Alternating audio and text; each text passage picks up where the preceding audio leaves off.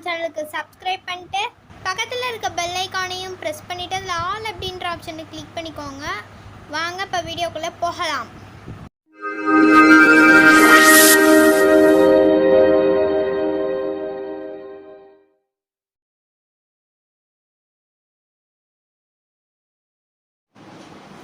வணக்கம்.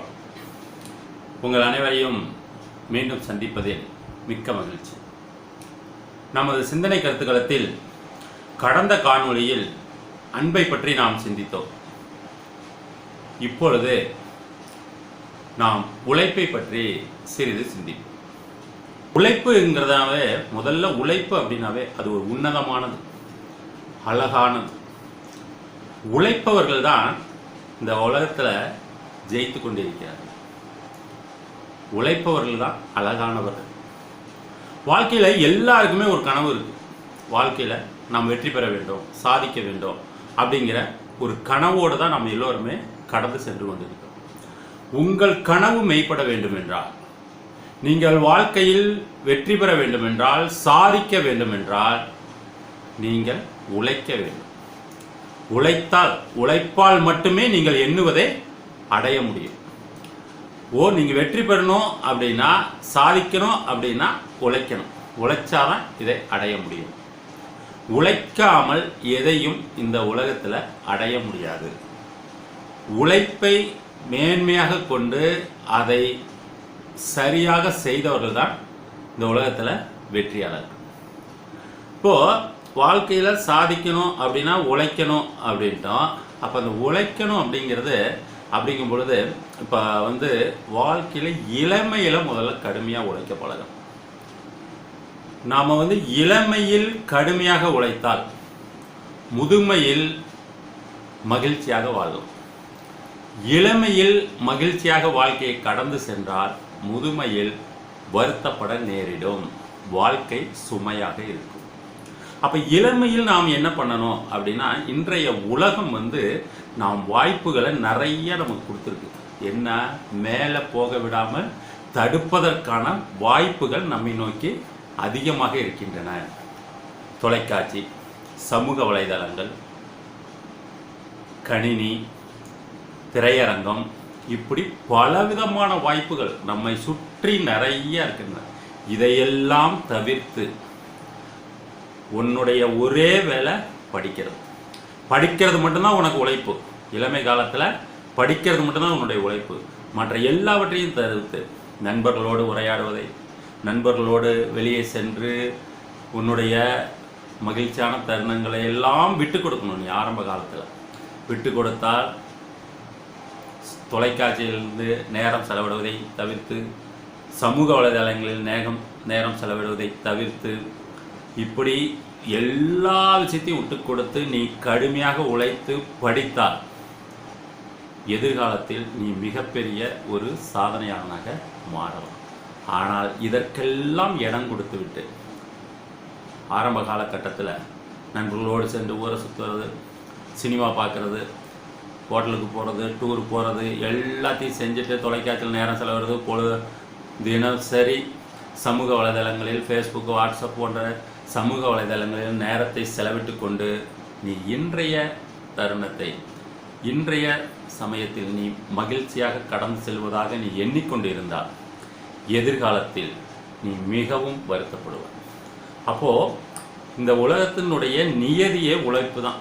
உழைப்பால் தான் இந்த உலகமே அமைக்கப்பட்டு இருக்கிறது. இயற்கையின் நியதியும் உழைப்பு தான். இப்போது இறைவன் எதையுமே நமக்கு நேராக கையில் கொடுக்கல. நீ எடுத்து வச்சுக்கோ அப்படின்னு நமக்கு கொடுக்கல. நாம் சாப்பிடுகிற உணவையே நாம் விதைத்து அதுக்கான பருவம் வரும் வரை காத்திருந்து அதை அறுவடை செய்தால் நம்ம சாப்பிடணும். அப்படிதான் நமக்கு இறைவன் படைப்பே அமைக்கப்பட்டிருக்கு. அப்போ நம்ம ஒரு பொருள் வேணும்னா அதற்காக கடுமையாக உழைத்தால்தான் நமக்கு அது கிடைக்கும். நான் உபயோகப்படுத்துகிற ஒரு தாள்கள், பேப்பர் இருக்குது அப்படின்னா அதற்கு பின்னாடி உழைப்பு இருக்குது. நாம் சாப்பிடுகிற உணவுக்கு பின்னாடி மிகப்பெரிய உழைப்பு இருக்கிறது. நாம் எழுதுகிற எழுதுகோளுக்கு பின்னாடி மிகப்பெரிய உழைப்பு இருக்கிறது. நாம் உடுத்துகின்ற ஆடைக்கு பின்னாடி மிகப்பெரிய உழைப்பு இருக்கிறது. அப்போ இந்த உழைப்பின் மூலமாக தான் எல்லாத்தையும் நம்ம அடைய முடியும். எல்லாம் நம்ம இருந்தால் இறைவன் வந்து அப்படியே கையில் கொடுத்துடல, எதை இருந்தாப்பா வச்சுக்கோ அப்படின்னு அவர் எதையும் கையில் கொடுத்து விடவில்லை. உழைத்தால்தான் நீ அதை அடைய முடியும். ஆகவே ஒரு கிராமத்தில் ஒரு கூட்டு குடும்பம், அண்ணன் தம்பி அப்பா அம்மா இவங்களோட ஒரு கூட்டு குடும்பம். அப்பா வயசானவர், அவரால் எந்த வேலையும் செய்ய முடியாது. அண்ணன் தம்பி இருவரும் இருக்காங்க.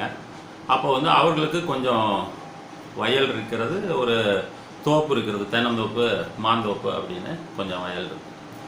அதில் தம்பி என்ன பண்ணுறான், தினசரி வயலுக்கு சென்று தன் பணிகளை மேற்கொள்கிறாப்புல. தோப்பை கவனிக்கிறது, தென்னந்தோப்பை கவனிக்கிறது, மாந்தோப்பை கவனிக்கிறது, வயலில் செஞ்சு பயிர் நட்டு அதை வந்து பராமரித்து செய்கிறான். அண்ணன் என்ன பண்ணுறாருன்னா, காலையில் ஏஞ்சோடனே கிளம்பி குளிச்சுட்டு வெளில போனாருன்னா அவர் இரவு தான் வீடு வருவார். அவர் எந்த வேலையும் செய்யறது. இப்படியே நாட்கள் செல்கிறது. தம்பி வந்து எல்லாம் கஷ்டப்பட்டு அந்த வருமானத்தை ஈட்டு வீட்டுக்கு கொண்டு வர, நெல் மூட்டையெல்லாம் அடித்து அதை போய் விற்பனை நிலையங்களை விற்று தேங்காயெல்லாம் வந்து விற்பனை செய்து மாங்கனிகள்லாம் எல்லாத்தையும் விற்பனை செய்து மொத்தமாக ஒரு பணத்தை எடுத்துகிட்டு வீட்டுக்கு வர. அப்போ அப்பாட்ட வந்து இது மாதிரிப்பா எல்லாம் வந்து நமக்கு ஒரு பணம் கிடச்சிருக்கு, இந்த வருடத்தினுடைய வருவாய் நம்மளுடையது அப்படின்னு அவர் வந்து ஒரு பெரும் தொகையை கொடுக்கும் பொழுது அண்ணன் வந்து எனக்கு பங்கு வேண்டும் அப்படின்னு அவர். ஆனால் ஒரு வேலையும் செய்ய கிடையாது, ஒரு வேலையும் செய்ய கிடையாது, பங்கு வேணும் அப்படின்னு. அப்பா என்ன சொல்கிறார், தம்பி தான் உழைச்சிருக்கான், கஷ்டப்பட்டது எல்லாம் அவன் தான். அவன் வந்து என்ன சொல்கிறானோ அதுதான்ப்பா அப்படிங்கிறார். அப்போ தம்பி என்ன பண்ணுறான், இப்போ நான் வந்து 4/3 பங்கை நான் வச்சுக்கிறேன், 1 பங்கை அண்ணன் எனக்கு வேணால் கொடுத்துட்றேன் அப்படின்னு. அவன் அதை ஏற்றுக்கொள்ள, எனக்கு சரி பாதி வேண்டும் அப்படின்னு அண்ணன் சொல்கிறார். அப்போ இது அப்பா சொல்கிறாரு, அதை அவரால் சமாதானப்படுத்த முடியல. அதன் விளைவாக என்ன பண்ணுறாங்க, அந்த ஊரில் இருக்கக்கூடிய ஒரு பஞ்சாயத்து தலைவர்கிட்ட போகிறாங்க. போய் இந்த நடந்த காரியங்கள் எல்லாவற்றையும் அங்கே போய் சொல்கிறாங்க. சொன்ன உடனே அவர் என்ன சொல்கிறாரு, எல்லாத்தையும் கேட்டுட்டு நாளை காலையில் நம்ம தோட்டத்துக்கு வந்துடுங்க, அங்கே இதை வச்சு ஒரு முடிவு பண்ணிக்கலாம் அப்படின்னு அவர் சொல்லி அனுப்பிச்சிடுறார். காலையில் தோட்டத்துக்கு போகிறாங்க. அப்போ அவருடைய வயலில் வந்து நெல் வந்து அறுவடைக்கு தயாராக இருக்கிறது.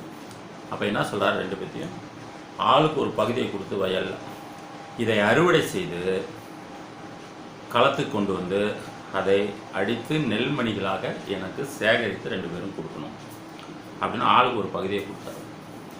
தம்பி என்ன பண்ணுறான், நேராக களத்துக்கு போகிறான், வயலுக்கு போகிறான், நெல்லை அறுவடை பண்ணுறான், கட்டு கட்டுறான், களத்துக்கு கொண்டு வரான், அடித்து நெல்மணிகளை ஒரு சாக்கு பையில் சேகரித்து கொண்டு போய் அவர்கிட்ட கொடுத்தாரு. அண்ணனால் செய்ய முடியல, ஏன்னா அவனுக்கு அந்த தொழிலே தெரியல. போகிறான், அங்கே போய் அறுக்க முடியல, அவனால் அடுத்தது களத்துக்கு கொண்டு வந்து சேர்க்க முடியல. அதனால் தடுமாறி கொண்டு இருக்கும் பொழுது அந்த பண்ணையார் போய் வாங்கன்னு 2 பேரையும் கூப்பிட்டு, இப்போவே தெரியுதுப்பா நீ என்ன செஞ்சுருக்க அப்படின்னு. உன் தம்பி தான் முழுமையாக கஷ்டப்பட்டுருக்கான். அப்போ அதனுடைய பலன் வந்து அவனுக்கு தான். நீ உனக்கு வேலை தெரியல, நீ எதுவும் செய்யலை, அதனால் உனக்கு எதுவும் கிடையாது என்று சொல்லி முடித்து விடுகிறான்.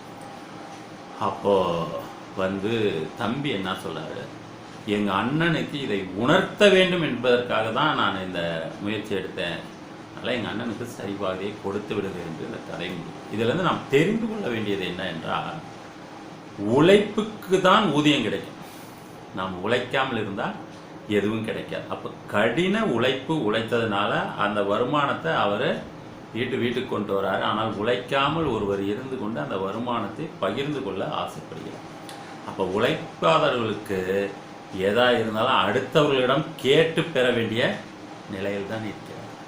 உழைப்பவர்கள் மட்டும்தான் அதை முழுமையாக அனுபவிக்க முடியும்.